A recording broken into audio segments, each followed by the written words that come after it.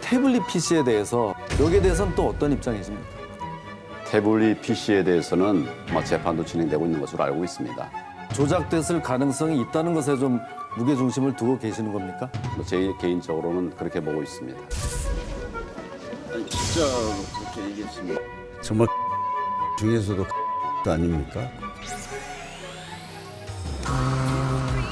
뭐 삼철 하는데 사실 세 사람이 각자 이제 뭐 선택은 다르죠.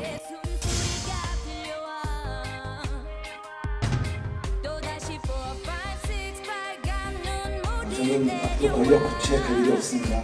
저는 끈 떨어지는 분입니다.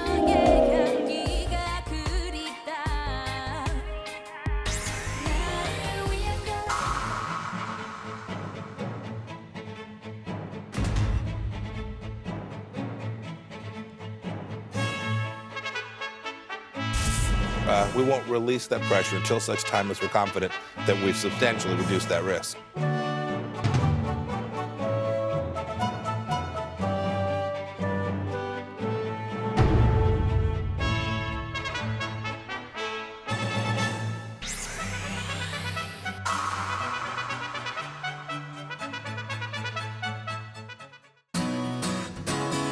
네, 2월 22일 정치부에 시작합니다. 양반장, 황교안 당대표 후보, 한국당 당대표 후보가 얼마 전에 그 박근혜 전 대통령 탄핵 절차에 문제가 있다 이런 취지의 발언을 했는데 이번에는 태블릿 PC가 조작됐을 가능성에 대해서도 언급을 했잖아요.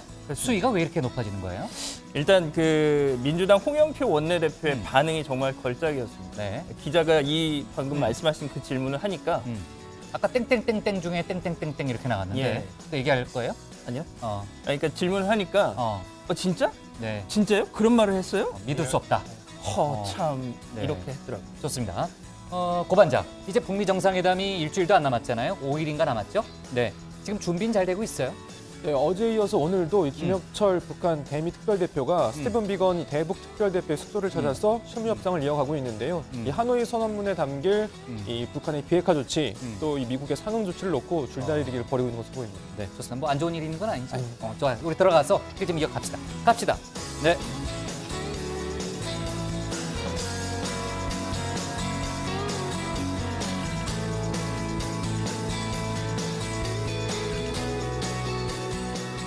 네, 한장들 자리에 앉았으면 정치보회를 시작하죠.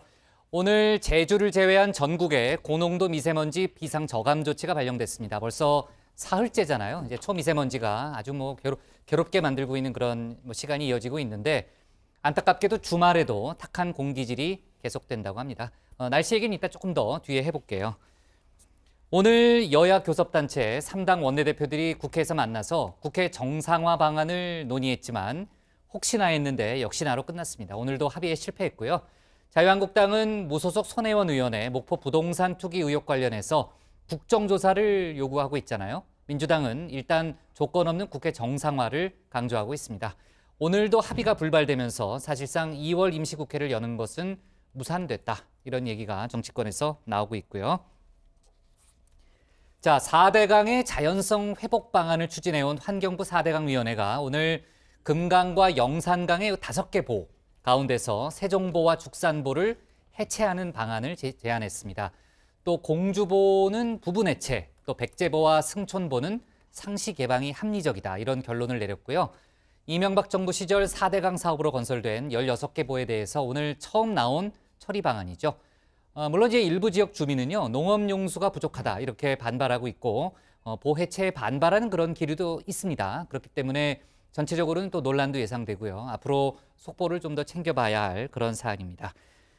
자, 오늘 정치보회의는요. 먼저 고반장 발제를 들어보면서 북미 정상회담 속보 등 외교안보 이슈부터 짚어보고요. 모디 인도 총리와의 정상회담 등 청와대발 뉴스를 이어서 정리하겠습니다. 자유한국당 전당대회 관련 속보와 각종 정치권 이슈도 짚어봅니다. 그럼 먼저 고석승 반장의 발제부터 시작하겠습니다.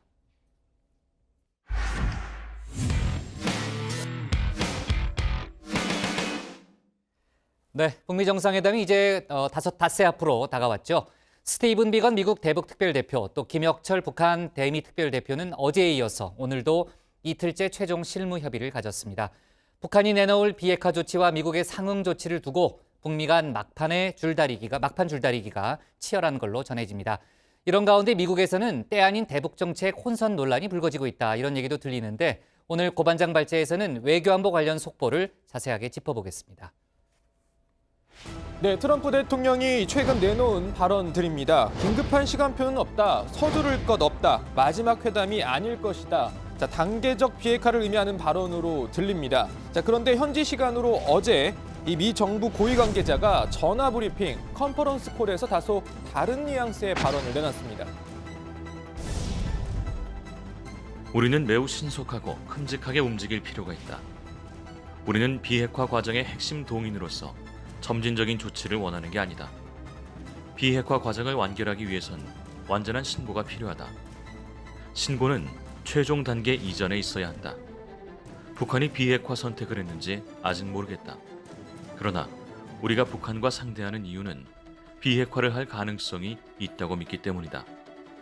자, 이 고위 관계자의 발언 여러 부분에서 고개를 갸우뚱하게 합니다. 우선 이 비핵화 조치로 점진적인 걸 원하지 않는다, 신속하고 큼직하게 움직여야 한다는 말은 그동안 트럼프 대통령이나 폼페이오 장관, 비건 특별대표 등이 내놓은 언급과는 살짝 분위기가 다릅니다. 자, 그리고 북한이 비핵화 선택을 했는지 모르겠다는 말도 마찬가지입니다. 폼페이오 장관과 비건 대표 등은 여러 차례 김정은 위원장이 핵 폐기를 약속했다고 밝힌 바 있습니다. 현지 시간으로 어제 폼페이오 장관은 기존의 입장을 재차 강조했습니다. Real progress being made, and now the two leaders, goodness, a week or so from now, 27th and 28th, will be together on the ground in Hanoi, and I hope we can make real progress. That Chairman Kim will begin to fulfill the commitment he made in June in Singapore of last year to denuclearize his own country. 네, 정상회담을 코앞에 두고 행정부 내에서 다른 목소리가 나오자 이를 강경파 대 온건파의 충돌로 보는 분석이 나오고 있습니다. 볼턴은 비건 대표의 상관인 마이크 폼페이오 국무장관에게 그의 접근 방식에 대해 불만을 표시했고 계속해서 협상이 실패할 것이라고 믿고 있다. 볼턴과 같은 강경파들은 최대한의 압력을 유지하는 것에 찬성하며 이 단계별 절차에 대해 격렬하게 반대해왔다. 자, 워싱턴 포스트의 보도였는데요. 이뿐만이 아닙니다. 온라인 전문 매체 복스는요, 고위 관계자의 전화 브리핑 발언을 언급하면서 미국의 대북 정책이 총체적 난국에 빠진 것이 분명하다고 말했습니다. 복스는 정부 고위 관계자의 회의적인 발언은 트럼프 정부가 그동안 거짓말을 해왔든지 아니면 대북 협상이 현재 어떤 상태에 있는지 알지 못한다는 것을 의미한다고 볼 수 있다고 말했습니다. 자, 볼턴 보좌관은 미국 내에서도 대표적 매파, 강경파 인사로 꼽히는 인물이죠. 기본적으로 북한을 그다지 신뢰하지 않는 것으로 알려져 있습니다. 지난해 1차 북미 정상회담을 앞두고는 북한이 강하게 반대하는 리비아식 해법을 굳이 언급하면서 북한을 자극한 바 있습니다. 자, 볼턴 보좌관 등 대북 강경파 관련 이야기는 들어가서 더 해보고요. 어찌됐건 그럼에도 불구하고 시간은 2월 27일을 향해 달려가고 있습니다. 어제 최종 실무 협의를 가진 스티븐 비건 미국 대북 특별대표와 김혁철 북한 대미 특별대표, 오늘도 만남을 이어갔습니다. 어제에 이어서 오늘도 김혁철 대표 일행이 비건 대표가 묵고 있는 시내 호텔을 찾아 협의를 진행했습니다. 북미 두 정상의 하노이 선언문에 담길 내용을 두고 양측이 치열한 줄다리기를 이어가고 있는 것으로 보입니다. 회담 준비 소식도 들어가서 더 전해드리죠. 오늘 발제 이렇게 정리합니다. 북미 실무협의 이틀째 하노이 선언문 조율. 자, 금요 고다방 시간입니다. 오늘은요, 북미 정상회담 개최지인 베트남 하노이에서 산 넘고 바다 건너 사연을 보내주셨습니다. 북미 정상회담의 성공을 기원하는 내용이라고 하는데요. 바로 들어보시죠. 안녕하세요. 다정의 여러분 반갑습니다. 저는 하노이 한인회 윤상호 회장입니다. 지금 하노이는 참으로 뜨겁습니다. 우리 교민들 우스갯소리로 물반 기자반이라고 참으로 많은 취재진들이 취재열을 올리고 있습니다. 한 사람의 꿈은 꿈이랍니다. 하물며 우리 7천만이 함께 한반도 평화의 꿈을 꾼다면 그것은 반드시 현실이 될 것이라고 믿습니다. 저희 교민들은 이번 회담을 적극 지지하고 환영하며 성공적 회담이 개최될 수 있도록 길거리 응원을 준비하고 있습니다. 다정의 여러분들께서도 이 3,000km 밖에서 열리는 우리 하노이 북미 회담에 좋은 결과가 나올 수 있도록 함께 기도해 주시기 바랍니다. 그리고 이렇게 멀리서 제가 이런 멋진 프로그램에 참여하게 되어서 참으로 영광이고 반갑습니다. 그리고 제가 신청할 곡은 이럴 때일수록 우리가 마음을 차분히 가라앉히자. 핑크 마티니와 스톰라지가 함께하는 스플렌도라를 신청합니다. 다정의 여러분 감사합니다. 네, 윤상호 하노이 한인 회장님의 사연이었습니다. 북한과 미국 두 나라 정상이 만나는 회담이지만 사실 우리나라도 당사국이나 마찬가지잖아요. 이 한반도의 미래가 달려있다고 해도 과언이 아닌 이 회담인 만큼 현장에서 지켜보는 하노이 교민 여러분의 마음 남다를 것 같습니다. 신청곡 바로 들어보겠습니다. 핑크 마티니와 스톰 라지가 함께 부른 스플렌더 인 더 그래스 들으시면서 보다방은 다음 시간에 다시 찾아뵙겠습니다. I can see you thinking lately, I've been thinking too about the way we used to be and how to start anew. Or maybe I'm a hopeless dreamer, maybe I've got it wrong, but I'm going where the grass is green if you like to come along. 네. 자, 트럼프 미국 대통령의 이제 2차 북미 정상회담에 임하는 자세, 또 마음가짐 또는 기대 이런 게 워낙 확고하기 때문에 그 참모인 볼턴 보좌관에 저희가 뭐 지나치게 많은 뭐 의미 부여를 할 필요는 없지만 하여간 볼턴 보좌관의 막판 행보가 상당히 좀 주목되는 건 사실이에요. 그 볼턴 보좌관 얘기를 조금 더 해보겠습니다. 지난해 그 1차 회담 때 이제 볼턴 보좌관의 그 막판 발언 때문에 회담이 좀 좌초될 그런 위기가 있었잖아요. 그러니까 리비아식 해법 그 발언 때문이죠. 자, 이번 정상회담을 앞두고는 사실 조용했잖아요. 튀는 발언은 없었잖아요. 그렇습니다. 지난 이 1차 회담, 북미 싱가포르 회담 때와 비교를 하면 최근 정말 이 자제하는 모습이 역력합니다. 이 북미 대화를 폼페이오 장관 같은 이런 상대적 온건파가 이끌고 있는 상황인데다 말씀하신 것처럼 외교적 성과를 내고 싶어하는 트럼프 대통령 역시 이 대북 대화 이 정책에 힘을 실어주다 보니까 볼턴 보좌관 설 자리가 마땅치 않은 거죠. 자, 최근 언론과의 인터뷰에서 이런 얘기도 했습니다.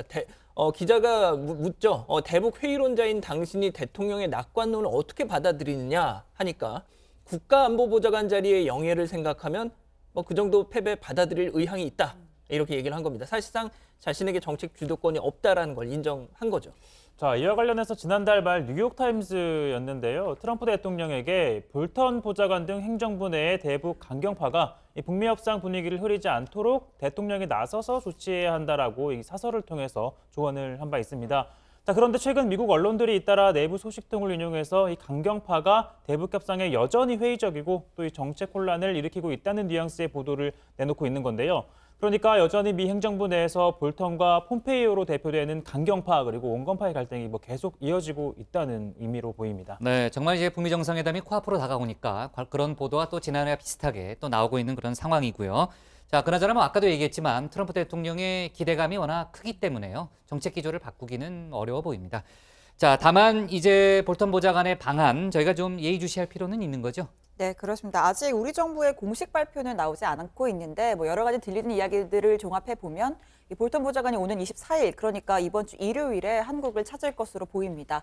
일본 교도통신은 볼턴 보좌관이 일요일에 부산을 찾아서 한미일 안보수장 회동을 가질 것이다. 이 정영 실장과 볼턴 보좌관, 또 야치 쇼타로 일본 국가안보 보좌관이 모여서 북한의 비핵화 조치와 미국의 상응 조치 등에 대해서 협의하고 한미일 연대를 확인할 것으로 보인다라고 보도했습니다. 자, 이 과정에서 남북의 경협 카드 활용 여부도 논의가 있을 가능성이 있습니다. 네, 그리고 이제 김정은 위원장이 평양에서 하노이까지 어떻게 이동할 것인가가 또 상당히 중요한 관전 포인트였는데 그 여러 가지 시나리오가 나왔잖아요. 근데 오늘 상황만 놓고 보면요, 고반장, 열차 이동이 다시 유력하게 떠오르고 있다면서요? 그렇습니다. 김 위원장이 열차를 타게 되면 가장 먼저 통과하는 국경이 중국 이 국경 도시인 단둥인데요. 단둥 통제 동향이 포착됐다는 겁니다. 단둥과 이 북한 신의주를 잇는 조중우이교, 중조우이교 이렇게 이제 다리가 훤히 내다보이는 호텔이 있는데요. 이 호텔이 오늘 오전부터 예약이 안 되거나 또 돼 있는 예약도 취소되고 있다는 겁니다. 평양에서 하노이까지 열차와 승용차를 이용한다고 했을 때 한 사흘 정도 걸릴 것으로 예상이 되는데 27일 정도를 기점으로 역산을 한번 해보면 내일이나 모레에는 최소한 출발을 해야 하는 상황인 거죠. 물론 또 이 김정은 위원장이 열차를 타고 베이징까지 가서 시진핑 중국 주석을 만난 뒤에 열차 또는 비행기로 하노이까지 이동할 가능성도 있습니다. 아, 그러니까 열차를 타고 끝까지 갈 수도 있고 중간에 이제 비행기로 갈아탈 수도 있다 그런 얘기잖아요. 그러니까 지금 이제 고반장 계산대로란 물론 이제 두 번째 시나리오는 조금 더 계산하기 복잡한데 열차를 타고 간다면은 이번 주 일요일까지 아무 소식이 없으면 비행기로 이동한다는 그런 결론이 자연스럽게 나오네요. 물론 이제 두 가지를 이제 섞어서 한다면은 저희가 다시 한번 또 계산을 해봐야 되겠지만요. 참, 그리고 우리 정부에서도요, 이도훈 한반도 평화교섭본부장이 하노이로 출발했다면서요? 그렇습니다. 오늘 낮에 하노이에 도착을 도착했어요, 벌써? 도착을 했다고 합니다. 이르면 오늘 저녁에 이 비건 대북 특별대표와 만나서 북미 실무 협상 진행 상황을 공유하고 이 협상 전략 조율할 것이다. 뭐 이런 얘기가 나오는데 아직까지는 뭐 만났는지 두 사람이 만났는지 그 소식은 들어오고 있지 않습니다. 자, 이도훈 본부장 오늘 하노이 공항에서 취재진들 만났는데요. 이 북미 정상회담 성공은 우리 모두의 바람이고 이제 비건 대표와 김혁철 북한 대표가 협상을 시작한 만큼 이 협상이 성공으로 이어져서 정상회담이 좋은 결과 거두기를 기대한다. 이렇게 기대감을 드러냈습니다. 자, 이 본부장은 정상회담이 열리는 28일까지 하노이에 계속 머무르면서 미국과 수시로 이렇게 접촉을 할 걸로 보입니다. 네, 그리고 일본의 외무성 당국자도 하노이에 가 있다는 소식인데요. 가나스기 겐지 일본 외무성 아시아 대양조 국장이 오늘 하노이에 도착을 해서 북미 협상 진행 상황 등을 파악 중이라고 합니다. 이 가나스기 국장 역시 다음 주 정상회담이 있는 주까지 하노이에 머물면서 이 정상회담 진행 상황 등을 미국 측으로부터 공유를 받고 또 일본 정부의 입장도 전달하는 역할을 할 것으로 보입니다. 네, 자, 그리고 이제 북미 정상회담장, 그러니까 정상회담 장소로요. 저희도 이제 어제 그 얘기를 했는데 소피텔 메트로폴 호텔이 사실상 낙점된 거 아니냐 이런 보도가 계속 나오네요. 네, 그동안 거론됐던 게 뭐 국립 컨벤션 센터, 그렇죠. 영빈관, 오페라 하우스 등등 많은 곳이 뭐 회담장으로 거론이 돼 왔었는데 맞아요. 결국에는 뭐 유력 후보지 중 한 곳이었던 이 소피텔 메트로폴 호텔로 확정된 분위기입니다. 이게 왜냐하면 현지 분위기를 좀 봤더니 오전부터 호텔에 이 베트남 지속 가능한 평화를 위한 파트너십이라는 이번 정상회담 공식 로고가 담긴 현수막을 설치하는 모습이 포착이 됐다고 합니다. 소피텔 메트로폴은 그동안 김창선 북한 국무위원회 부장이 여러 차례 방문하면서 뭐 김정은 위원장 숙소로 거론돼 왔다가 맞아요. 미국 실무진도 또 방문한 사실이 알려지면서 얼마 전부터는 이 회담장 후보지로 꼽히기 시작했었죠. 물론 아직 뭐 북미 양측과 베트남 정부의 공식적인 발표가 나오진 않았기 때문에 뭐 변동 가능성은 좀 남겨놔야 할 것 같습니다. 네, 물론 그렇죠. 이제 뭐 또 행사가 여러 곳에서 열릴 수도 있으니까 뭐 저희가 그 중에 뭐 어떤 게 열릴 것인가를 단언할 수는 없지만은 지금 이제 최 반장 얘기를 들어보니까 소피텔 메트로폴 호텔에서 벌어지고 있는 현수막 다는 그런 장면들은 조금 뭔가 어떤 행사든 양 정상이 만날 가능성이 높다는 그런 좀 생각을 하게 하네요. 네, 좋습니다. 자, 오늘 기사 제목은요. 이렇게 잡을게요. 북미 회담 D-5, 의제 의전 막바지 조율로 잡겠습니다. 다음은 신혜원 반장의 발제를 들어보겠습니다.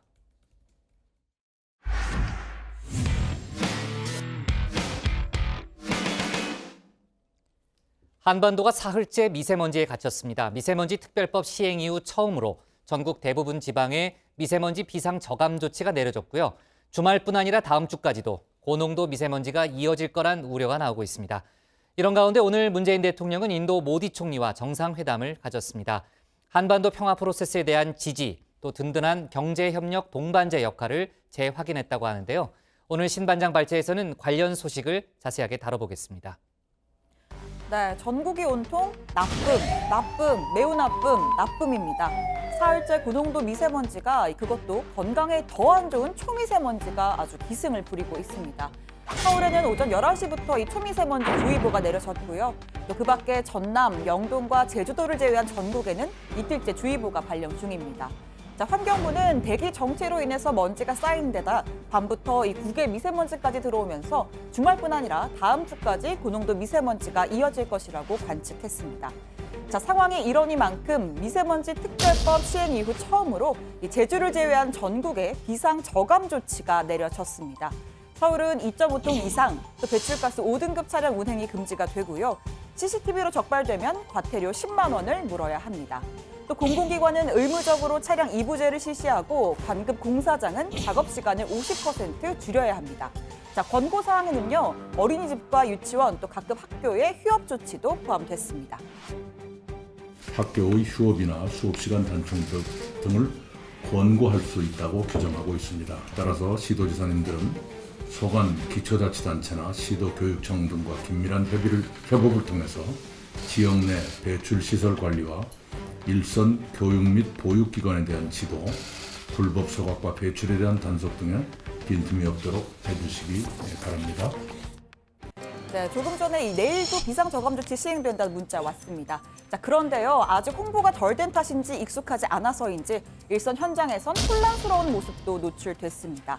자, 어제 그제의 경우엔 이 비상저감 전 단계인 예비저감 조치가 시행됐죠.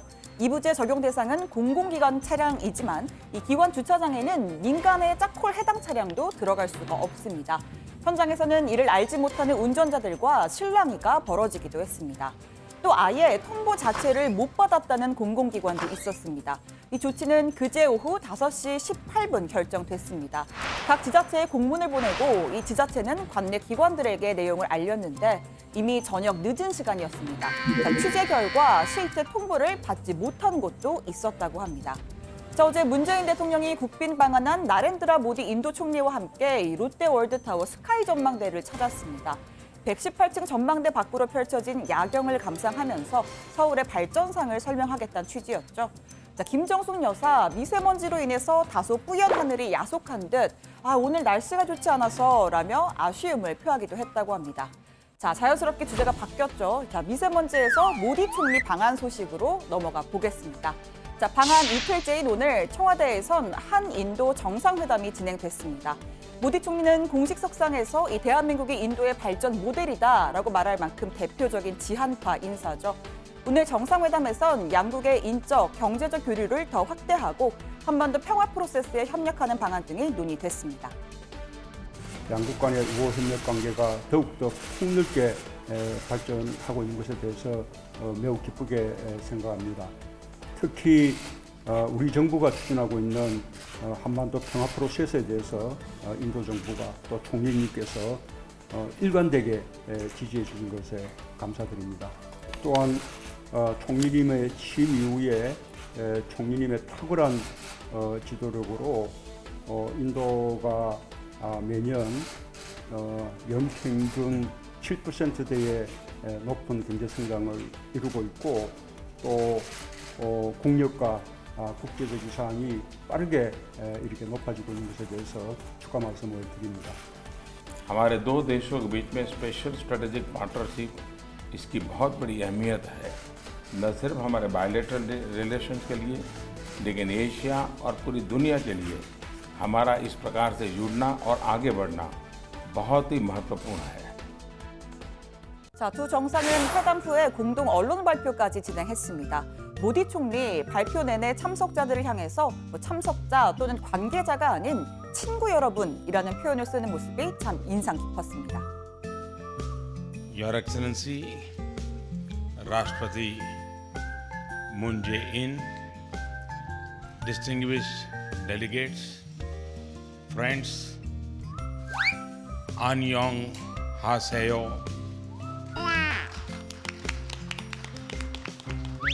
नमस्कार. 네, 언론 발표 후에는 이 문 대통령과 이렇게 진한 포옹도 나눴고요. 등을 두드리기도 하죠. 자, 이어선 이번 방한 일정의 하이라이트 환영 오찬도 진행됐습니다. 국내 대표 기업인들인 이재용 삼성전자 부회장, 정의선 현대차 수석 부회장 등이 참석했는데요. 자, 앞서 삼성은 6억 5천만 달러를 들여 인도 노이다 휴대폰 공장을 증설하는 등 투자를 이어가고 있고 현대차의 경우엔 인도 자동차 시장 점유율 2위, 또 2020년까지 10억 달러 투자도 확정지은 상황입니다. 오늘 오찬에서도 이 향후 사업 협력 방안에 대한 논의가 오갔을 걸로 보입니다. 오늘 청와대 발제 이렇게 정리하겠습니다. 전국의 미세먼지 비상 저감 조치, 주말에도 비상입니다. 네, 인도가 정말 큰 나라잖아요. 13억, 인구가 13억이고요. 세계 그러니까 인구 2위죠. 2위고 이제 경제 발전이 지금 아주 급속도로 이루어지고 있는 그런 나라고 문 대통령이 1 더하기 1은 11이 된다. 이게 인도 격언이래요. 그 격언을 인용하면서 양국의 그 든든한 동반자적 관계를 한 단계 더 높이겠다 이런 얘기를 했습니다. 지금 오늘 아까도 장면이 잠깐 나왔지만은 삼성이나 현대 이런 대기업 공장들이 인도에 많이 들어섰잖아요. 네. 그리고 인도 문화도 여기 많이 들어가 있고요. 반장들 중에서도 누가 요가하는 사람이 있었다고 들었는데 아무튼 그 서로에게 윈윈이 되겠죠. 네. 1 더하기 1은 귀요미이기도 하죠. 네. 죄송합니다. 아무튼 죄송하고요. 네, 문재인 대통령 오늘 이 나렌드라 모디 인도 총리와 단독 및 이 확대 정상회담을 갖고 한 인도 협력 강화 방안을 논의를 했습니다. 한국 정부의 신남방 정책 그리고 인도의 신동방 정책을 조화롭게 접목을 해서 특별 전략적 동반자 관계를 더욱 내실화하기로 뜻을 모았는데요. 특히 청와대에 따르면 4차 산업혁명 대응이나 국방, 방산 분야 등에서 협력을 한층 더 강화하기로 했다고 합니다. 특히 2030년까지 교역액 500억 달러 달성이라는 공동 목표에도 협력하기로 했습니다. 자, 인도의 이 원자력 발전소 건설 사업에 한국 기업이 참여하는 방안에 대해서도 공감대를 형성했다고 하는데, 자, 문재인 대통령, 한국은 지난 40년간 독자적 기술로 원전을 건설을 하고 운영을 해서 그 안정성, 경제성을 국제적으로 인정받고 있다면서 이 인도가 원전을 건설하면 한국 업체들이 큰 기여를 할 수 있으니 많은 기회를 주면 고맙겠다 이렇게 얘기를 했습니다. 자, 한반도 평화 프로세스 관련 언급도 있었죠. 모디 총리는 한반도의 완전한 비핵화, 항구적 평화 정착을 위한 한국 정부의 노력에 대한 변함없는 지지를 보낸다면서 문 대통령에게 힘을 실어줬습니다. 오찬장에서 발언 잠깐 들어보시죠. फ्रेंड्स, भारत में हम कोरियाई प्रायद्वीप के घटनाक्रमों का बारीकी से नजर रखते हैं। इस क्षेत्र में चिंता और तनाव का जो मूड था वह अब आशावाद में बदल गया है और इसके लिए मैं राष्ट्रपति मून की दृढ़ता और कुशल नेतृत्व की मैं जितनी सराहना करूं वो कम है। 네, 자 오늘 오찬에 삼성, 현대 등 국내 대기업 총수들도 참석을 했고요. 자 주제를 좀 바꿔볼게요. 청와대 국민청원 게시판에 고위공직자 비리수사처, 그러니까 공수처라고 우리가 보통 부르잖아요. 공수처 설치를 요구하는 그런 청원글이 올라왔는데 조국 수석이 가장 먼저 답변을 내놨다면서요? 그렇습니다. 공수처를 신설하라는 청와대 국민청원에 조국 민정수석이 답변자로 나섰습니다. 조 수석은 우선 지난달 여론조사에서 국민 77%가 공수처를 지지한다고 집계되는 등 시민사회와 정치권, 국민 모두가 공수처를 원한다고 밝혔습니다. 이어서 현재 검찰은 견제받지 않은 권력이라면서 공수처가 생기면 검찰권 분산과 상호 견제로 검찰개혁이 이뤄질 것이라고 설명했는데요. 청와대를 포함한 고위공직자, 법관, 검사에 대해서도 공정하게 수사할 수 있는 독립기관도 필요하다는 설명입니다. 공수처에 대한 우려에 대해서도 조목조목 반박했는데요. 직접 들어보시죠. 권력으로부터 독립된 공수처를 상상해 보십시오. 정치적 중립, 걱정 않으셔도 됩니다. 국회가 중립적인 성격의 추천위원회를 구성해서 공수처장을 추천하고 인사위원회를 통해 공수처 검사를 임명합니다. 정치적 중립성과 독립성을 보장할 수 있습니다. 야당 탄압 수사가 염려되면 국회의원 등 선출직 공직자는 수사 대상에서 제외하고 행정부 고위공직자 및 판검사만 수사 대상으로 하는 방안도 검토할 수 있습니다. 공수처 검사 범죄에 대해서는 당연히 기존 검찰이 감시하고 수사합니다. 상호 견제와 균형이 핵심입니다. 불필요한 옥상옥이 아닙니다. 자, 기존의 특별감찰관이라는 게 있는데 조국 수석은 이 같은 경우에는 대통령 친인척과 청와대 공직자만을 대상으로 하는 데다가 수사권이 없고 또 상설특검은 논란이 벌어진 다음에서야 가동이 된다면서 이 공수처가 권력형 비리 감시에 훨씬 효과적이라고 설명을 했습니다. 특히 그 검찰총장도 사상 처음으로 공수처 도입에 찬성 의견을 밝혔다면서 이제는 국회가 답할 때라고 이 공수처 설치 입법을 촉구했습니다. 네, 공수처는 이제 대통령 공약 사항이잖아요. 그리고 이제 조국 수석에게 이제 책임을 좀 맡긴 그런 측면이 있는데 조 수석이 이제 계속해서 공수처 설치의 필요성을 주장해 왔습니다. 하지만 지금 좀 지지부진한 현재로서는 국회에서의 논의가 잘 진행이 안 되는 그런 상황인데 결국 오늘 청원은 본인이 묻고 본인이 답한 형태 아니냐 이런 얘기도 있더라고요. 네, 일단 조국 수석이 직접 답을 했으니까 이 부분도 직접 한번 들어보겠습니다. 오죽하면 조국 수석이 국민들의 힘을 모아달라고 요청을 하겠습니까? 이제 우리들이 나서서 검찰개혁을 위한 공수처 신설 등 법안에 힘을 더해 줍시다. 청원인은 이렇게 제안하셨습니다. 도와달라는 제 요청에 국민들이 함께 해주셨습니다. 먼저 진심으로 감사드리며 인사드립니다. 민정수석 비서관 조국입니다. 예, 앞서 최 반장이 했던 그 1 더하기 1은 귀요미 그거에 대한 우리 다정의 가족분들의 반응이 아주 극명하게 갈리네요. 예, 아니 갈려요? 예. 일방적이지 않고? 네, 저도 그게 놀랐습니다. 예. 좋아하는 분들이 계시네요. 그래요? 예, 앞서 지난달 6일이었죠. 이 조국 수석이 검찰 개혁을 위한 공수처법 등 법률 재개정에 힘을 실어달라 이런 글을 SNS에 올리고 나서 그 다음 날에 해당 국민청원이 시작이 됐던 거죠. 자, 청원에는 한 달 동안 30만 명이 넘는 인원이 참여를 한 거고요. 자, 조국 수석은 이 답변 말미에 이 검찰은 이제 국민께 신뢰받는 기관, 촛불 시민혁명 정신을 바탕으로 한 국민을 위한 검찰로 거듭나야 한다면서 다시금 이제 국회가 답할 차례다 이렇게 강조를 했습니다. 네. 자, 그리고 이제 정부가요, 한국유치원총연합회, 저희가 이제 한유총이라고 보통 줄여서 부르잖아요. 그 강경 대응 방침을 밝혔습니다. 회계 시스템인 에듀파인에 대해서 얼마 전에 이제 공개가 됐는데 그 도입을 계속 거부하거나 집단 휴업에 나설 경우에는 엄정하게 대응하겠다라는 얘기죠. 네, 그렇습니다. 이 정부가 오늘 정부 서울청사에서 유은혜 사회부총리 겸 교육부 장관 주재로 유치원 공공성 강화를 위한 관계부처 회의를 열었습니다. 우선 한유총의 에듀파인 도입 거부 집단 행동을 불법으로 규정하고 단호히 대응하겠다고 강조했고요. 특히 집단 휴업을 결정하면 공정거래위원회가 조사에 착수해서 위법 행위 발견 시 엄정 대응하겠다라고 경고하기도 했습니다. 들어보시죠. 집단 휴업과 집단적인 무단 폐원, 에듀파인 거부 행위 모두 유아교육법상 명백하게 불법입니다. 불법에 대해서 정부는 법과 원칙대로 단호하게 대응하겠습니다. 저는 한유총 소속의 모든 유치원이 현재 한유총의 집단 행동 결의에 동의한다고 생각하지 않습니다. 에듀파인의 안착을 위해서 사립 유치원에 필요한 도움을 최대한 제공할 것입니다. 네, 오는 3월부터 원화 200명 이상 사립 유치원은 반드시 에듀파인을 사용해야 하는데요. 현재 한유총은 에듀파인이 사립 유치원 실정에 맞지 않는다며 도입을 거부하고 있습니다. 오는 25일에는 국회 앞에서 유치원 원장과 교사, 종사자 등 총 2만여 명이 참여하는 대규모 총궐기대회를 열 계획이고요. 자, 내부에서는 집단 휴원 또는 집단 폐원해야 한다는 목소리도 나오고 있는 것으로 전해졌습니다. 또 한유총은 사유재산인 유치원 건물 등을 유아교육에 투입하는 만큼 정부가 시설 사용료를 지급해야 한다는 주장도 펼치고 있는데요. 다른 유치원 단체인 한국사립유치원협의회나 또 전국사립유치원연합회 등은 정부 방침에 따라 에듀파인을 사용하기로 결정했습니다. 네, 좋습니다. 역시 이제 관련해서 속보를 좀 더 챙겨봐야 될 그런 사안이네요. 의견이 좀 엇갈리고 있는 그런 분위기고, 자, 청와대 발제 이렇게 정리하겠습니다. 전국 미세먼지 비상저감 조치 주말도 비상으로 잡겠습니다. 다음은 양원보 반장의 발제를 들어보겠습니다.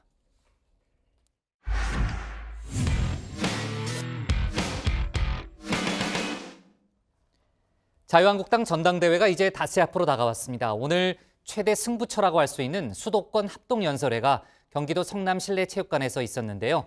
마지막 연설회여서 그랬는지 후보들이 그 어느 때보다도 목청을 높이는 모습이었습니다. 또 내일부터 이틀 동안은 책임 당원과 일반 당원 대상의 온라인 또 현장 투표가 진행된다고 하죠.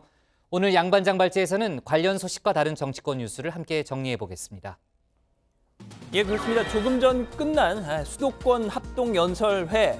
자, 어제 부산 연설회에서처럼 차분한 분위기, 이 정상적인 분위기 속에서 진행이 됐습니다. 고성, 욕설 이런 거 없었죠. 자, 또 후보들도 자극적인 발언, 이렇게 당원들의 이 화를 돋우는 그런 발언들 삼가는 모습이었습니다. 자, 여기서 더 밀리면 안 된다. 여기서 더 사고 치면 안 된다. 절박했기 때문이겠죠. 자, 합동연설의 소식은 들어가서 더 전해드리겠습니다. 자, 그리고 어제도 한국당 당대표 후보들 TV토론이 있었습니다. 자, 그제 이 박근혜 전 대통령 탄핵의 부당함, O도 X도 아닌 세모다라고 해서 다른 후보 측에서 황세모라는 비판까지 받았던 황교안 후보, 이번엔 한 걸음 더 나갔습니다. 바로 이 최순실 태블릿 PC에 대한 입장을 처음 밝힌 건데요. 자, 먼저 김진태 후보 이렇게 시동을 겁니다. 태블릿 PC에 대해서 이게 지금 문제가 많다, 이런 주장들이 굉장히 많습니다. 여기에 대해서는 또 어떤 입장이십니까? 이것도 혹시 세모입니까? 자, 법원이 아무리 최순실 태블릿 PC가 맞다 판결을 해도, 그리고 맨 처음 이 조작서를 제기했던 변희재 씨가 그것 때문에 구속이 됐음에도 불구하고 그러든지 말든지 난 내가 하고 싶은 말만 하련다 하는 김진태 후보야 그렇다 쳐도, 자, 과연 황교안 후보 이에 대해서 뭐라고 대답했을까요? 이렇게요. 태블릿 PC에 대해서는 이미 조사가 많이 충분히 이루어진 부분이 있었고, 이건 잘못된 부분이 많다. 잠깐만요. 태블릿 PC 조작이 맞다고 지금 얘기를 한 건가요? 아니, 다시 들어보시죠. 조작됐을 가능성이 있다는 것에 좀 무게중심을 두고 계시는 겁니까?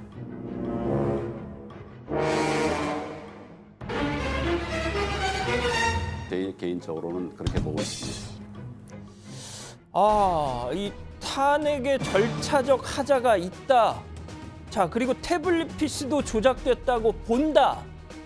아니, 그러면 도대체 대통령 권한 대행할 때 왜 침묵을 했었는지 궁금하지 않을 수 없는데 역시 오세훈 후보 그 점을 파고듭니다. 그때는 아무 의사표시가 없다가 이제 와서 그런 말씀을 하시는 게 저는 이해가 가지 않아서 대행으로서 누릴 거는 다 누리고. 자, 오 후보 얘기는요, 한마디로 결국 이 태극기 부대 표를 의식해서 지금 그런 말씀을 하시는 거 아니냐, 이런 얘기였습니다. 자, 듣고 있던 황교안 후보 이렇게 답합니다. 직권 남용이 될 수 있는 거 아닙니까? 지금은 제가 자유로운 몸이기 때문에 그 부분에 관해서 제 의견을 말씀을 드리는 거예요. 그렇지만 자, 민주당에서는요, 들으신 것처럼 태블릿 PC가 조작됐다고 본다라는 황교안 후보의 발언 도저히 믿지 못하겠다는 반응입니다. 이렇게 말이죠. 태블릿 PC를 조작했다. 네. 저는 우선 믿어지지 않고요. 그거는 정말 가짜 뉴스 중에서도 가짜 뉴스 아닙니까? 정말 참 걱정이 많이 됩니다. 네. 자, 자세한 얘기는 들어가서 더 전해드리죠. 자, 이제 정말 코앞입니다. 당장 토요일, 일요일 이틀 동안 한국당 당원들이 투표를 합니다. 도대체 그 표심은 누구에게로 향하고 있는지 살펴봐야죠. 마침 오늘 한국갤럽 조사가 나왔습니다. 전국 성인 1,001명을 대상으로 진행이 됐는데요. 한번 보시죠. 좀 이게 예상 외였습니다. 오세훈 후보가 37%로 각각 22%, 7%에 그친 황교안, 김진태 후보를 앞섰습니다. 자, 오세훈 후보 본인 말대로 확장성을 보여주는 조사일 수도 있겠다는 생각이 드는데, 자, 당대표 표계산 때 일반 국민 여론조사 반영 비율이 30%니까 만약에 이 갤럽 조사 맞다면 오세훈 후보가 유리할 수도 있겠다라는 생각이 듭니다. 자, 하지만 대의원 당원 표심 그 배가 넘는 70%가 이렇게 반영이 됩니다. 자, 그렇다면 과연 당심은 어떨 것이냐? 당심은 누구에게로 향할 것이냐? 자, 한국갤럽 이 당원들은 아니지만 정서를 공유할 수 있는 한국당 지지층만 따로 조사를 했습니다. 계산을 했더니 자, 황교안 52, 오세훈 24, 김진태 15 이렇게 상황이 180도 또 달라집니다. 자, 2배 이상의 지지율 차이가 보이는데요. 자, 당심에서 앞서는 황교안 후보, 일반 국민 여론조사에서 앞서는 오세훈 후보. 과연 어떤 결과가 나올지 기대가 되네요. 자, 다음 소식입니다.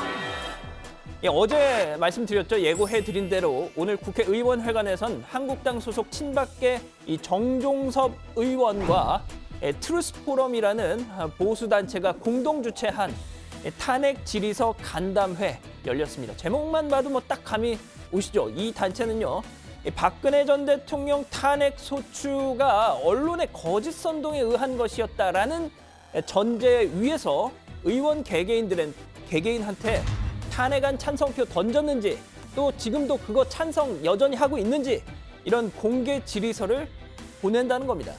자, 뭐 이 단체가 그렇다 치고, 그렇다면 정종섭 의원은 도대체 무슨 생각으로 이런 행사에 힘을 보탠 것이냐 관심이 집중됐는데, 자, 놀랍게도 정 의원 오늘 행사가 시작되기 전에 나 거기 안 간다 이렇게 불참 통보를 했다고 합니다. 실제로도 나오지 않았습니다. 얘기 들어보시죠. 오늘 진행하는 모든 행사 그리고 또 발표하는 성명은 정종섭 의원님과는 상관없이 저희 트루스포럼이 진행하는 것으로 이해해 주시면 감사하겠습니다. 아니요. 이해하고 말고가 아니라 이 포스터 좀 보여주시죠. 보시면은 주최 국회의원 정종섭이라고 이렇게 분명 명기가 되어 있지 않습니까? 이게 왜 상관이 없을까요? 글쎄요, 당 안팎에서는 이 망언 파동을 낳은 지만원 씨의 5.18 국회 간담회 이 학습 효과 때문에 이런 거 아니냐 하는 분석도 나오던데, 자, 그렇다면 애초에 시작을 하지 않든지, 할 거였으면 당당히 정말 못 먹어도 고 하든지, 자, 이렇게 공동 주최 이름을 올려놓고 상관이 없다 하시니 이게 뭔가 싶습니다. 자, 오늘 준비한 소식은 여기까지입니다. 네, 근데 국회에서 저런 간담회를 하도록 대관을 일단 해주고요. 정작 행사에 참석은 안 했으니까 나는 상관이 없다. 뭐 그런 이제 입장인 것 같은데요. 글쎄요, 뭐 잘 납득이 안 된다라는 반응이 많아요. 네, 좋습니다. 그렇게 자신이 없었으면은 처음부터 시작을 안 하는 게 더 낫지 않았을까요? 네. 자, 황교안 후보의 태블릿 PC 조작 가능성 발언. 이미 최순실 씨가 사용한 태블릿 PC가 맞다고 법원에서 판결이 나왔고요. 또 이 조작서를 제기했던 사람이 1심에서 명예훼손 혐의가 인정돼서 지금 법정 구속까지 된 상황이잖아요. 이거 어떻게 받아들여야 됩니까, 이 발언을? 그렇습니다. 연일 뭐 논란이 될 발언들을 지금 쏟아내고 있는데요. 맨 처음에 박 전 대통령 탄핵에 절차상 하자가 있다. 또 이어서 돈 한 푼 받은 게 입증이 안 됐다. 그리고 이번에는 태블릿 PC가 조작됐을 가능성이 있다. 이렇게 이야기한 겁니다. 황 후보가 탄핵 절차의 거의 모든 부분을 부정하고 있는 게 아니냐 이런 우려가 나오고 있습니다.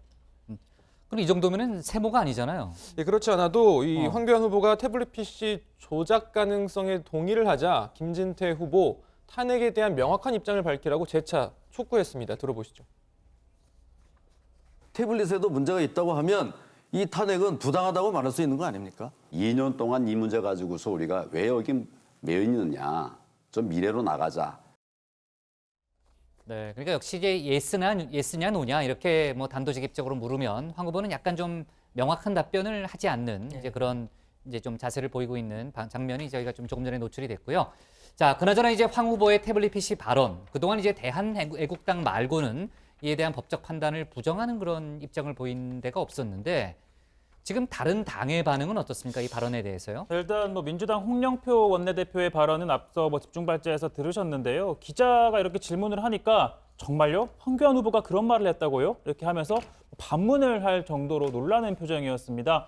또 촛불혁명을 부정하는 망언이라고 또 규정하기도 했었죠. 자, 그리고 바른미래당 역시 저작거리 술자리에서 나올 법한 발언이 이 공당 유력 대표 후보 입에서 나왔다니 개판스럽다라면서 이제 남은 거는 탄핵 불복 선언인가라고 반문했습니다. 근데 왜 저런 발언을 했을까요? 어떻게 봐요? 아무래도 선거를 앞두고 선거가 진행 중이니까 선거 막판 친박표 흡수를 위한 이 황 후보 측의 승부수라고 보고 있습니다. 당연히 논란이 있으리라는 건 알지만 어차피 뭐 막판이라서 뭐 승부를 걸어도 된다라는 판단을 한 것으로 보입니다. 하지만 선거운동 기간에 했던 발언들은 만약에 당대표가 돼도요. 계속 꼬리표처럼 따라다니는 거 아니에요? 네, 예전에 김병준 비대위원장이 이런 얘기를 했었습니다. 황교안 후보의 당대표 출마를 만류하면서 황 후보가 대표가 되면 친박 프레임과 탄핵 프레임에서 자유로울 수가 없다. 이런 프레임은 2020년 총선을 수세로 치르게 될 가능성이 있다라고 말한 바가 있습니다. 아마 황 후보가 대표가 되면 뭐 그날부터 뭐 여당인 민주당뿐만 아니라 보수 통합의 주도권 싸움을 벌이는 바른미래당까지 이 탄핵에 대한 진짜 입장이 뭐냐 뭐 이런 점을 계속 파고들겠죠. 이게 뭐 지지층 결집에는 효과적일지 몰라도 확장성에는 문제가 생길 수밖에 없다는 겁니다. 네, 정두원 전 의원 같은 경우에는 이제 황 후보에 대해서 대표가 뭐 될 가능성이 높다. 대표는 된다. 하지만 오래 가지 못할 것이다. 이렇게 단언을 하던데 물론 이제 이거는 정 전 의원의 개인 주장이죠. 그렇습니다. 뭐 그 내용을 좀 소개를 해드릴 텐데요. 오늘 라디오 인터뷰를 했습니다. 아주 뭐 이 대표가 누가 될 것이냐라는 데 대해서는 당연히 황교안 후보가 된다. 그렇지만 오래 못 간다. 총선 전에 대표 끝날 거다. 뭐 이렇게 단언하더라고요. 직접 한번 들어보시죠. 그리고 황교안 갖고는 저 선거 못 치러요. 탄핵 대표 총리였던 사람이잖아요. 그러니까 박근혜 그늘에서 못 벗어나고 있는 거잖아요. 예. 그런 저 당이 어떻게 총선을 치러요? 네, 뭐 좀 지켜봐야 되겠네요. 저 문제는. 자, 태블릿 PC 관련한 법원의 판단 다시 한번 정리해 볼까요, 최 반장? 네, 지난해 12월 10일이었죠. 서울중앙지법은 JTBC의 태블릿 PC 보도가 조작됐다라고 주장해온 변희재 씨에 대해 이 허위 사실 유포 그리고 이 명예훼손 혐의로 징역 2년을 선고했습니다. 변 씨는 지난 2년 동안 이 JTBC가 김한수 전 행정관과 공모를 해서 태블릿 PC를 입수한 다음에 파일을 조작해 최순실 씨가 사용한 것처럼 보도했다라는 주장을 펼쳐왔었잖아요. 하지만 이 국립과학수사연구원 감식 결과 등을 토대로 이를 사실 무근이다라고 판단을 한 겁니다. 그리고 지난해 4월 박근혜 전 대통령 국정농단 1심 재판부도 최순실이 사용한 태블릿 PC가 맞다라고 결론을 내린 바 있습니다. 네, 이 얘기를 아직까지 해야 되는 게 참 슬프네요. 그러니까 말이에요. 안타깝습니다. 자, 관련해서 이제 황 후보의 발언이 추가로 나온 건 없어요? 네, 황교안 후보 측은요, 어제 TV 토론에서 언급된 내용 그 이상도 이하도 아니다. 그대로 받아들여 달라면서 추가적인 언급은 삼가는 분위기입니다. 네. 그리고 이제 황 후보가 그 전에는, 며칠 전에는 이제 탄핵의 절차적인 하자 부분을 지적했잖아요. 그러니까 먼저 형사 재판을 하고 나중에 탄핵 심판을 했어야 했다. 뭐 이런 발언이 이제 요지였는데 법조계에서는 많이 비판들을 하더라고요. 네, 그렇습니다. 대통령은 불소추 특권이 있잖아요. 이 내란, 외환죄가 아니면 재직 중 형사상 소추를 받지 않는다는 거죠. 황 후보 말대로 먼저 형사 재판을 했어야 한다면 대통령 임기가 이미 끝난 상태일 겁니다. 그렇다면 전직 대통령을 상대로 헌재가 탄핵 심판을 한다는 건 애초 말이 안 되는 거죠. 법조계에선 법률가인 황 후보가 어떻게 이런 주장을 펴는지 이해할 수 없다는 반응입니다. 네. 자, 오늘 당대표 후보자들의 마지막 연설이 있었는데 조금 취재된 게 있어요? 예, 뭐 조금 전 끝나서 이제 뭐 좀 정리를 해봤는데요. 자, 황교안 후보 오늘도 좀 상당히 센 발언했습니다. 드루킹 댓글 조작 최종 책임자는 문재인 대통령이 아니냐. 특검을 당대표가 되면 특검을 해서라도 반드시 뿌리를 파헤치겠다 이렇게 얘기를 했고요. 자, 오세훈 후보 보수 우익을 강화하면 과연 중도가 따라오겠느냐. 반성 없이 탄핵을 부정하고 우리를 따르라고 한다면 국민들은 또다시 분노하고 우리를 심판할 것이다 라면서 최근 당의 우경화 상황에 대해서 우려 목소리를 냈습니다. 자, 김진태 후보, 당대표가 되면 가장 먼저 문재인, 김정숙 특검법을 발의해서 반드시 관철시키겠다 이런 공약을 내놓기도 했습니다. 네.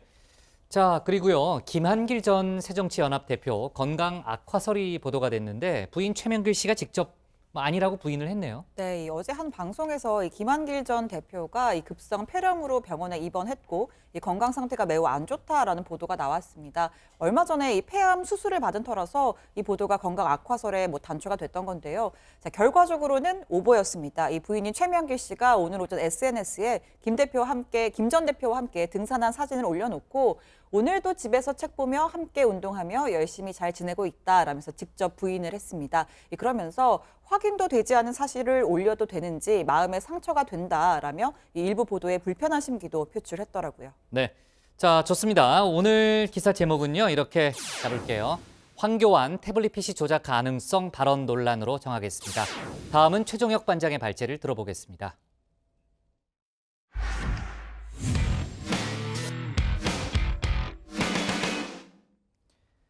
우리 국회는 언제쯤이면 열심히 일하는 모습을 보여줄 수 있을까요?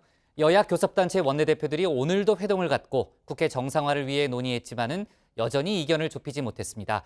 여당은 야당은 여당 탓만하면서 서로 그 책임을 떠넘기고 있는데요.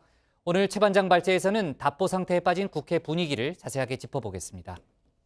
네, 앞서 전해드린 것처럼 정부는요, 미세먼지 특별법 시행 후 오늘 처음으로 전국에 비상저감 조치를 발령했습니다. 수도권을 비롯해서 제주도까지 이 한반도 전역의 미세먼지 수준 나쁨이었는데요.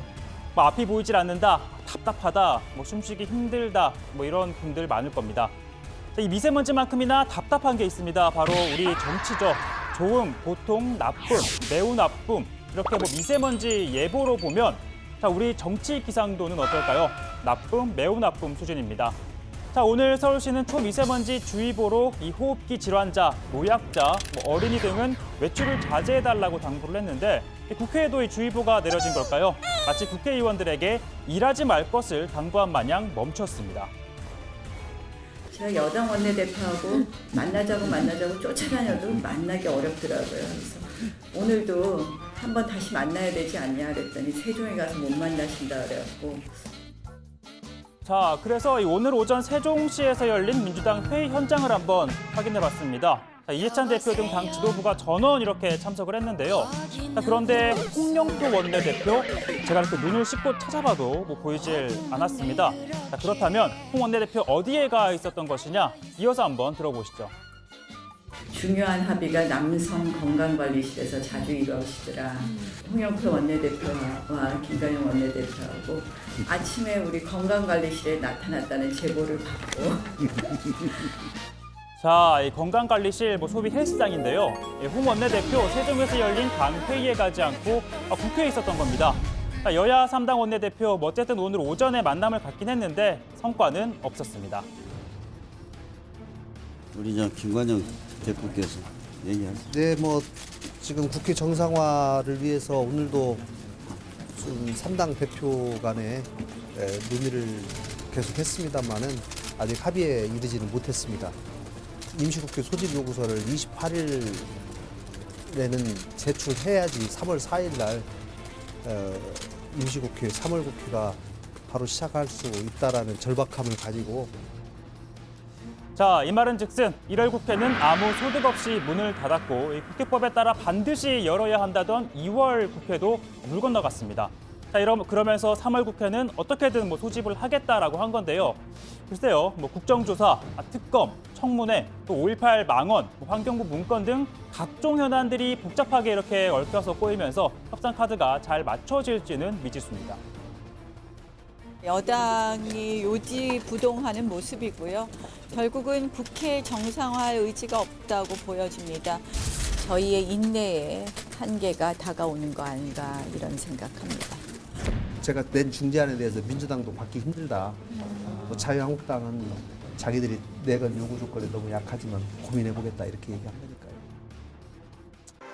자, 한편 야당은 블랙리스트다, 그리고 여당은 체크리스트다 라면서 맞서고 있는 환경부 문건을 두곤 여야 간 소위 신조어 배틀이 벌어지고 있는데요. 자, 이름하여 쇼미더 국회입니다. 한국당 나경원 원내대표 내 책 넘버 예예 내가 하면 체크리스트 남이 하면 블랙리스트 요맨 이라고 하자, 자, 민주당 이해식 대변인 체크 불불. 자, 체크리스트는 체크리스트 체크, 블랙리스트는 블랙리스트 노노라며 응수했습니다. 자, 이 와중에 바른미래당 하태경 최고위원 에이요 청와대 압수수색 전원 출국 금지 예 라면서 훈수를 뒀습니다. 자, 랩은 제가 좀 더 연습을 하겠습니다. 자, 이러한 가운데 김경수 경남지사의 1심 선고를 두고선 또 다른 장외전이 펼쳐지고 있습니다. 자, 앞서 민주당은 판결문을 분석하고 이 드루킹 일당의 주장에 일관성이 없음에도 재판부가 인정하는 등 그 판단이 잘못됐다라고 비판했었죠. 자, 그러자 보수 성향의 변호사 단체가 마찬가지로 또 토론회를 열었습니다. 1심 판단은 정당하다라고 강조했습니다. 무려 8만 건의 기사가 김경수 지사와 드루킹 일당에 의해서 110여만 건의 댓글이 8,840만 번의 공감, 비공감 클릭을 통해서 조작이 된 게 인정됐습니다. 자, 특히 판결문에 무엇으로 보인다라는 표현이 많이 등장한다는 데 대해서는 양측의 또 해석이 엇갈리고 있습니다. 앞서 민주당에서 주최한 간담회에서는 직접 증거에 의한 판단이 아니라 법관이 추론한 결과다 이렇게 얘기를 했는데요. 하지만 이 변호사 단체에서는 간접 사실을 인증하는 과정에서 얼마든지 가능한 표현이라고 반박하고 있습니다. 자, 이러한 가운데 아까 보신 것처럼 전국을 돌면서 예산 정책 투어를 하고 있는 민주당 이해찬 대표. 이 당 대표 출마 당시 이 민주당 20년 집권론을 꺼내 들었었죠. 자, 그런데 취임 6개월 차에 접어든 지금은 그 목표가 더 커졌습니다. 그분들한테 이 대한민국의 장래를 맡길 수가 있겠습니까? 우리가 최선을 다해서 다시 재집권함으로써 실제로 새로운 100년을 열어나갈 기틀을 만들 수가 있다고 생각합니다. 이해찬 대표에게 다시 한번 경고합니다. 이 100년 집권을 이야기하기에 앞서서 먹고 사는 문제, 국가 안위의 문제를 먼저 살펴봐 줄 것을 다시 한번 촉구합니다. 자, 그런데 한때 한국당과 한솥밥을 먹었던 정두원 전 의원, 지금은 정치평론가로 활동하고 있죠. 이해찬 대표의 100년 집권론은 오만방자하다라고 했습니다. 즉 친정에 힘을 실어주나 했더니 한국당을 향해서는 또 이렇게 말합니다. 라이터 정당, 지포 라이터 정당, 집권을 포기한 정당. 이해찬 대표도 그런 얘기 할 필요도 없을 것 같아요. 가만히 있어도 20년 집권하겠는데요. 자, 물론 개인의 사견이라는 점 강조하겠습니다. 자, 오늘 발제 이렇게 정리해 보겠습니다. 해법 못 찾는 여야 2월 국회 사실상 무산입니다. 네, 정말 올 들어 국회에서요 단 한 차례도 참 아까 최 반장 그 얘기를 해야 되나 말아야 되나 한번 해주십시오. 뭐라고 얘기해요? 따끔하게 한번 해주세요. 아니 따끔하게 해서 좀 어떻게 교정이 될까요? 그 저희들한테 의견 많이 보내주시는 그래요? 라포레스타님이 딱 이렇게 새 음절로 말씀해 주셨습니다. 그 얘기해도 되는 단어예요? 뭔지 몰라요. 예. 에이씨. 그 제 랩에 호응한 거 아닐까요? 아, Yo man. 그만 좀 해요. 큰일 났네. 그래도 뉴스거리를 재밌게 보도하는 건 또 의미가 있는 아니, 거니까. 신반적으로 이렇게 주관적으로 쉴드를 치고 그래. 그냥 개그가 아니잖아요. 뉴스를 즐겁게 실망이다. 전하는. 저도 좀 실망인데. 저는 뭐 편을 안 들겠습니다. 뭐 어느 쪽. 최 반장을 내가 또 좋아하니까. 최 반장 비판하면요. 항의 전화가 굉장히 또 많이 와요. 그 고용노동부에서 어제 그 직장 내 왕따 그 매뉴얼 뭐 나오지 않았어요? 가이드라인이 나왔는데 저는 아주 뭐 괜찮더라고요. 제가 조금 위험합니다. 그래요? 좋습니다. 자, 그나저나 이제 올 들어 국회에서는 한 얘기 또 하네요. 그 단 한 차례도 본회의가 열리지 않았는데 지금 대치 전국의 출구를 이제 여야가 찾지 못하고 있는 이제 그런 상황이잖아요. 그 여야 교섭단체 원내대표가 며칠 전에도 만났는데 역시 뭐 오전 오후 다 소득이 없었고 오늘도 만났는데 실패했습니다. 협상이 결렬됐어요. 그러니까 2월 임시국회는 사실상 물 건너갔다 이렇게 봐야 되는 거죠. 네, 이 민주당, 한국당, 바른미래당 원내대표가 오늘 오전 만남을 갖고 국회 정상화 방안을 논의했지만 합의점을 찾지 못했습니다. 나경원 원내대표는 여당의 요지부동하는 모습에 정상화 의지가 없다고 보인다면서 국회를 열어 얻을 게 없다는 생각을 가진 게 아닌가 하는 생각이 든다고 말했습니다. 여당이 새로운 카드를 전혀 내놓지 않고 있습니다. 국회를 정상화하기 위한 여당의 노력이 전혀 없다. 여당은 어떤 걸 대안을 마지막까지 하셨는데 왜 안 받아들이신 건가요? 여당으로서는 뭐 무조건 국회를 열자는 국회를 정상화하자는 이야기만 줄곧 반복하고 있습니다.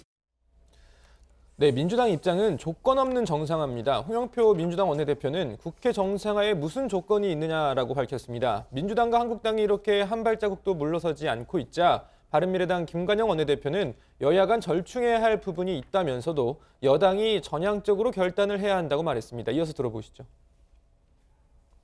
중지안 내셨다는데 내용이 어떤 건가요? 중지안 내셨다고 들었는데. 중지안 됐다고 얘기해요? 중지안이 뭐가 있어요? 그냥 열면 되는 거예요. 각 당이 가서 좀 더 의논해보겠죠.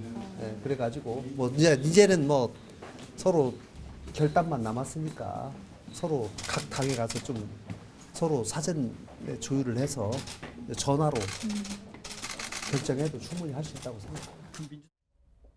네. 자, 이제 뭐 각 당 원내대표의 그 발언을 들어봤는데 사실 이제 2월이 일주일도 채 남지 않았잖아요. 그리고 다음 주에 정말 빅 이벤트들이 기다리고 있습니다. 저희가 앞서도 다뤘던 북미 정상회담이 있고 또 27일 같은 날에 자유한국당 전당대회가 열리잖아요.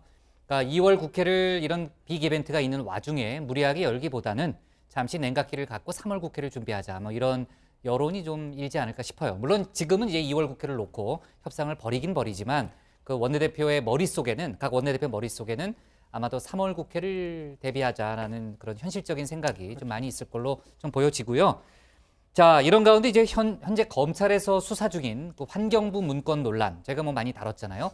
여야 간의 공방은 계속 더 거칠어지는 그런 상황인 거죠. 일단 뭐 자유한국당을 비롯해서 야당에서는 문재인 정부 블랙리스트다 이렇게 규정을 하고 있고요. 민주당과 청와대는 합법적인 체크리스트다 이렇게 반박을 하면서 공방이 더 거세지고 있는 상황입니다. 자, 또 일부 보도에 따르면 검찰이 이 환경부가 전 정권에서 임명된 산하기관 임원들의 사표를 받기 위해서 만든 걸로 보이는 또 다른 문건을 확보해서 수사 중인 것으로 확인됐다. 뭐 이런 얘기도 지금 나오고 있습니다.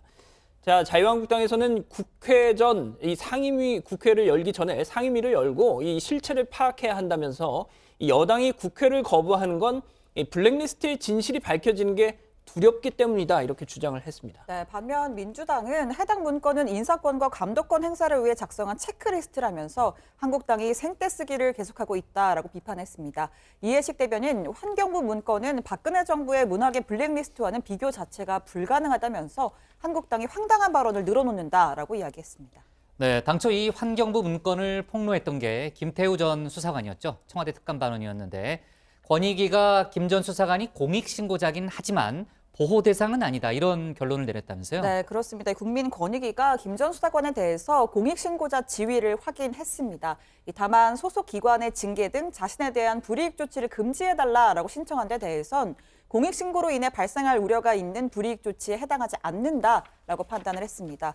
오늘 아침에 동아일보가 권익위가 김 전 수사관을 공익신고자로 인정하지 않았다라고 보도를 하고 또 이를 토대로 한국당이 정권의 보복성 결정이라고 주장을 했는데 이 권익위가 보도자료를 내고 반박을 한 겁니다. 네.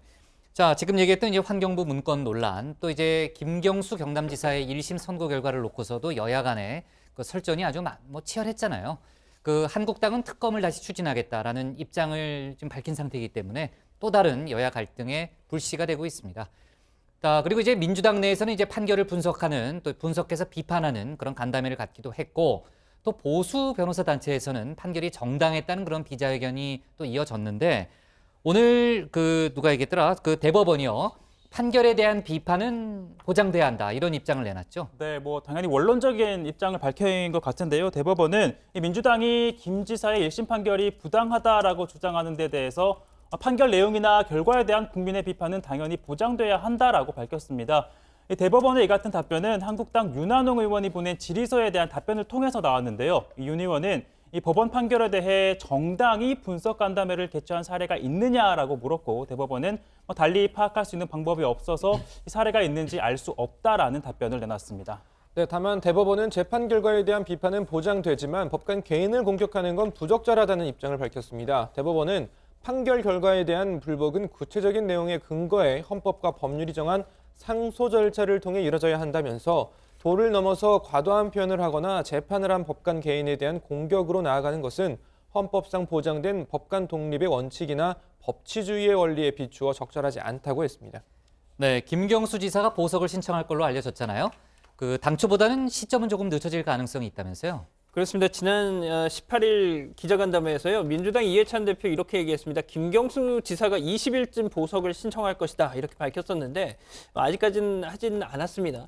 자, 법원 인사 같은 것들이 좀 맞물리면서 3월 중으로 좀 늦춰질 걸로 보인다는 거죠. 자, 현재 이 김경수 지사의 항소심 재판부는 지난 14일 서울고법 선거전담부인 형사 2부 이 차문호 부장판사에게 배당이 됐고 아직 첫 번째 기일은 잡히지 않은 상태입니다. 다만 일각에서는 재판장이 양승태 전 대법원장 측근이라면서 기피 신청을 해야 한다 이런 주장도 또 나오고 있다고 하네요. 양승태 대법원장 당시에 대법관 시절에 전속재판연구관으로 2년을 했어요. 그런데 전속재판연구관이라는 것은 판사들 사이에서 산업이라고 불려질 정도로 굉장히 종속적인 성향이 강합니다. 그만큼 총애를 받았다는 거죠. 대법원장이 임명되자마자 첫 번째 인사 조치를 할 때 2012년 2월에 사법등기공장으로 앉힙니다. 불공정한 재판할 우려가 많기 때문에 기피 신청을 해야 된다고 저는 생각을 합니다. 네, 그리고 이제 5.18 망언 논란이 불거졌던 한국당 의원들의 경우에는 관련 고발 사건들이 몇 개 있는데 그걸 다 병합해가지고 서울 영등포 경찰서에서 수사에 들어갔다. 이런 얘기가 좀 나왔고요. 그리고 이제 국회 윤리특위가 28일이네요. 그날도 이제 트럼프 대통령과 김정은 위원장이 만나는 날인데 징계 대상자를 정하겠다는 입장을 좀 밝힌 상태인데 5.18 참상을 세계에 알렸던 외국인 목사의 부인들이요. 그 문희상 의장에게 편지를 보냈다. 이런 또 보도가 많이 나와서 화제가 되고 있더라고요. 네, 맞습니다. 5.18 광주 민주화운동 당시에 광주에 머물렀던 고 찰스 헌틀리와 아널드 피터슨 목사의 부인들이 5.18 망언을 한 이 한국당 의원들을 비판하는 내용을 담은 서한을 문희상 의장에게 보냈습니다. 이 두 사람은 독일 나치의 유대인 대학살, 즉 홀로코스트를 부인하는 것과 같은 일이 한국에서 벌어지는 것을 보고 싶지 않다면서 국회의원직 제명을 요구하는 내용을 담았고요. 이에 문희상 의장 5.18 당시 부군들의 활동에 이어서 당시 진실을 알리려는 두 분의 노력에 감사드린다면서 노력이 헛되지 않도록 최선을 다하겠다라는 입장을 밝혔습니다. 네, 참고로 광주광역시는 이 5.18 기간 시민들이 나눠줬던 주먹밥을 대표 음식으로 개발하겠다라는 입장을 밝혔습니다. 광주시는 이 주먹밥은 공동체 정신을 상징한다면서 이 전문가들과 협업해서 광주만의 맛을 담은 주먹밥 조리법을 개발할 계획이라고 하는데요. 아시다시피 1980년 5월 계엄군이 도로를 차단을 해서 외부와의 고립된 광주가 당시 물자가 부족했었는데 당시 뭐 여성들이 동네별로 주먹밥을 만들어서 시민군들에게 제공을 했었고 지난 16일 열렸던 지금 보시는 저 화면인데요. 5.18 모독 관련 걸기대회에서도 참석자들이 주먹밥을 직접 만들어서 나눠 먹는 행사를 함께 진행하기도 했습니다. 자, 참고로 이 주먹밥을 만들 때 밥에 좀 양념을 기본적으로 해주면 더 좋고요. 또 멸치나 뭐 돼지고기를 갈아서 사용하고 또 연근이나 우엉 등 이 물러지지 않는 채소를 쓰는 손은 게 좀 안 쓰면 안 돼요? 좋습니다. 예. 그리고 무엇보다 설탕은 꼭 들어가야겠죠. 에이씨, 진짜. 하지 마요 그거는. 댓글 댓글이 또 나왔어요? A씨라고. 예. 아, 깜짝 놀랐어요. 아니, 전 욕을 안 합니다. 아, 큰일 나요. 욕이 아니에요. 좀 큰일 났네요 오늘. 네, 좋습니다. 자, 그냥 정리할게요. 자, 오늘 뭐 할 말이 없으니까 기사 제목은요. 국회 정상화 불발, 2월 국회 사실상 무산으로 잡겠습니다.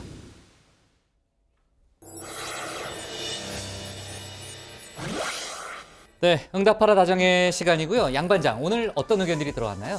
예, 일단 뭐 조금 전에 소개한 그거 말고 다시 얘기하지 말고 그거는요. 예. 그 단어는 믿어주십시오. 네. 예, 임시정부 수립일을 임시공휴일로 검토한다는 소식 전해드렸었는데 역시 뭐 의견이 제일 많았습니다. 다정의 가족 우리님, 이 독립열사들은 대한민국의 자랑스러운 근간이다. 4.11, 4월 11일을 적극 환영합니다. 이런 의견 주셨고요.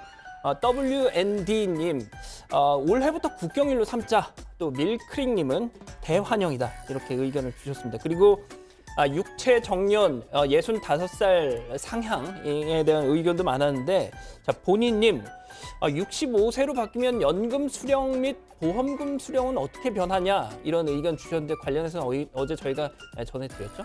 자, 그리고 100억 가자님인데요. 국민연금 70대 받는 시대가 열릴 것 같다. 예, 그리고 라포레스타님, 이 라포레스타님이 아까 그 A씨 하셨던 분이에요. 그분이에요. 네, 또 네네. 의견을 주셨네요. 네. 제가 이 얘기를 안 하려고 하는데 네, 마침 또 이렇게 네. A씨. 근데 좋아해요. 지금 좋아하고 있어요. 예, 약간 네. 좀 네. 그렇습니다. 아무튼 이제 저럴수록 젊은이들 일자리가 줄어든다 이런 의견을 주셨고, 그리고 이 솔리튜드 K님, 복국장도 오래오래 언론에 있어주세요. 태극권 이게 무슨 소리죠? 태극권? 예, 태극권. 자, 태극권은 몸에 좋아요. 몸에 좋고 멘탈에도 좋은데. 근데 제가 오래 있고 싶어도 회사 방침이라는 게 또 있잖아요. 예, 그렇죠. 뭐 이제 국장께서는 오늘 내일 하는 상황이죠. 그 정도는 아니에요. 건강하죠. 안녕히 가십시오. 어딜 가요? 어딜 가요?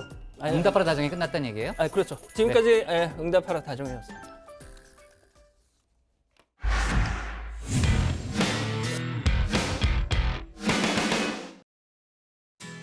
네, 복국장의 60초 프리뷰 시작합니다.